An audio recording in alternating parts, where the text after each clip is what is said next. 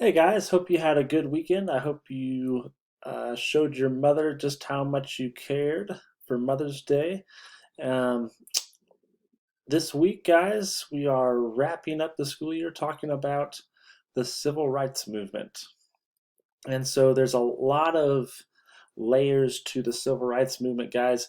Um, a lot of times we think about civil rights as far as African Americans, especially in the South, gaining equality. That's what we think about, and that's a big part of it. But really, civil rights is a huge area of discussion. It's a huge topic. We're not going to have a lot of time to discuss it all, so we're going to try and hit kind of the main points on all of that. Okay. And so we're going to start out talking, guys, about the kind of origins of the civil rights movement in the United States. We know about segregation in the South. We know about Jim Crow laws, Plessy versus Ferguson decision that's basically backed up this idea that uh, separate but equal is okay, right? So it's legal, it's constitutional for states to be separate but equal.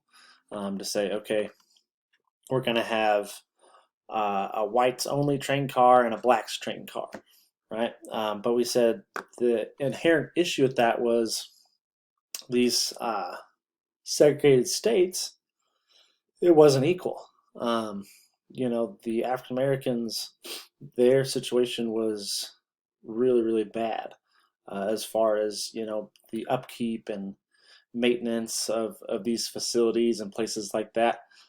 Education wise, the amount of dollars being spent on their education, things like that. So certainly not equal, even though that's what they were saying. Okay, so we got to keep that in mind as far as our background knowledge goes, guys. But the modern civil rights movement in America, it really starts because you can trace this back all the way to slavery, with people trying to fight for equal rights, civil rights. But it really starts. The modern movement starts with World War II. So World War II, guys, really helped spur the movement forward. Um, so you'd had some leaders in the African American community that they were ready to push for civil rights before World War II. We talked about, the NAACP and things like that when we talked about the progressive movement and all that. But really, the bulk of African Americans were not clear on how they should proceed with trying to gain those civil rights. But you really saw a groundswell following World War II. So a big part of this, guys, is you had a bunch of African Americans that volunteered to serve their country. Um, Many of them were deployed to Europe, and when they got over into Europe, and they're staying in these European cities, when we go in and we take France back from the Germans and we liberate Paris. And these African American soldiers, when they're on leave in Paris, they are able to sit in a cafe with white people and be served, and they're able to go to certain establishments with white people, and they see African Americans that live in Europe being treated basically equally, being able to have these services the same as whites. And they go, this is kind of nice. I wish we had this back at home. And so that really helps create a groundswell of, hey, we need to desegregate the South. We need to gain equality when they came back home after World War II. And one of the big steps we're going to see from the government is military desegregation. So just 3 years after World War II, guys, President Truman, he's going to desegregate the military. He's going to use an executive order to do so. So basically saying, hey, all militaries, there will no longer be segregation, essentially. So we don't have segregated regiments or anything like that. Which he's able to do that because without passing a law or an act or a constitutional amendment, because he is the commander in chief. He is the head of the executive, and the military is under the executive. So that's a pretty easy fix for him. So that's 1948. And then we really see the civil rights movement take off, guys, in America um, in 1955. So this is when, I'm sure all of you know the story. Rosa Parks, she's riding on a bus in Montgomery, Alabama, refuses to give up her seat to a white man, and she's arrested for that and all that. So this is all planned, guys. Rosa Parks, she was a member of the movement, I guess you could say. Um, she wanted to push for civil rights. She was in contact with groups that were pushing for civil rights, like the NAACP, and so this was kind of all planned. That she was going to refuse to give up her seat and fight being arrested and all that.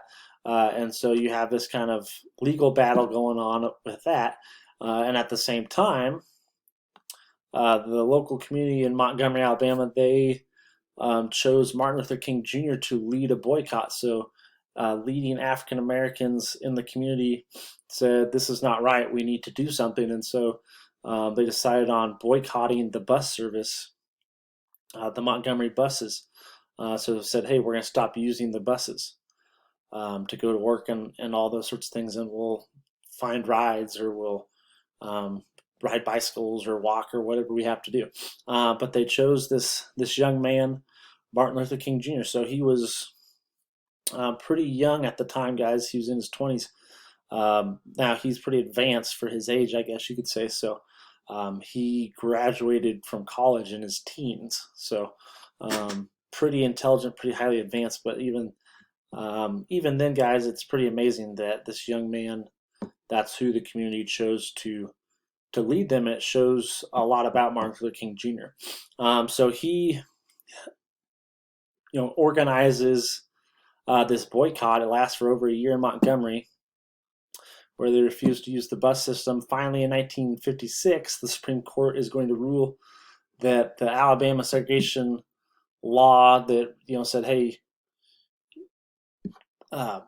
blacks have to sit in the back of the bus away from whites and all that, that was ruled as unconstitutional. So that's a big win for the movement right there.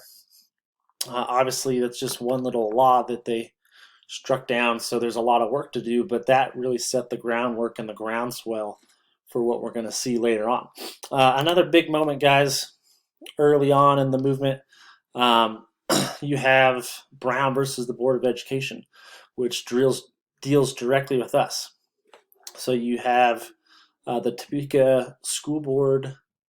They basically told this girl, Linda Brown, hey, you have to go clear across town to this all-black school, even though you live right next to a white school.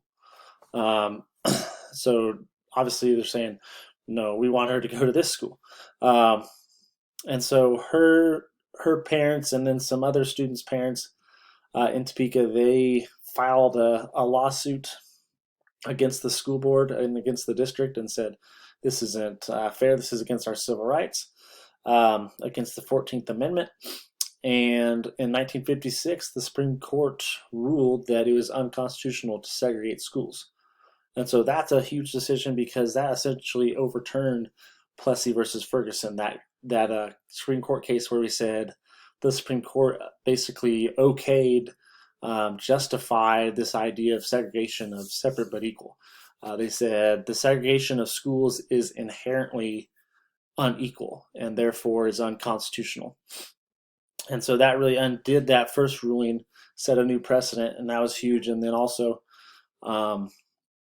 as far as segregation goes, and then also, guys, this idea of, hey, it's unconstitutional for schools, so this applies to all schools in the country. Now, they're still very slow to desegregate, these school districts in the South. They found different ways to try and skirt around the ruling and all that, but eventually, all schools will be desegregated. And the start was 1956, Brown versus Board of Education in our own state of Kansas.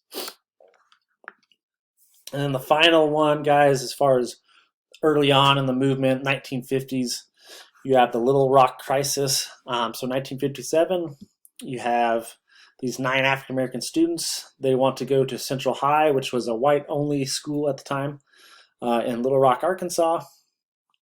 The governor ordered the National Guard to keep the students from registering. So this governor, he's up for re-election. He wants to get votes. He never was a big segregation guy, but he thought, hey, this is a way for me to get votes in my state because that's really popular with these white voters. And so that's what he decides to do. President Eisenhower, he's a Republican. Republicans don't always have, they're not always uplifted like Democrats, like JFK and some of these people, for their work with civil rights. But President Eisenhower said, no, no, no, this isn't going to work. Tried to get a hold of the governor, work something out where he would let the kids go to the school. Governor refused.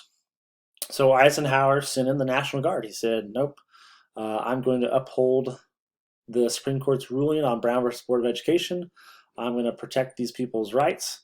And this also spurred on, guys, that same year, Eisenhower to pass the Civil Rights Act, the first major act by Congress to specifically protect civil rights. And this was mostly focused on voting rights, protecting voting rights for all races, but especially African Americans in the South. So this was a huge, huge deal and a big breakthrough for the movement. Okay, so that's where I'm going to leave you guys for right now. Like I said, we'll continue discussing kind of the build up to where we see a big shift in people's civil rights and those rights being upheld and protected next time. So talk to you later, guys. Have a good day.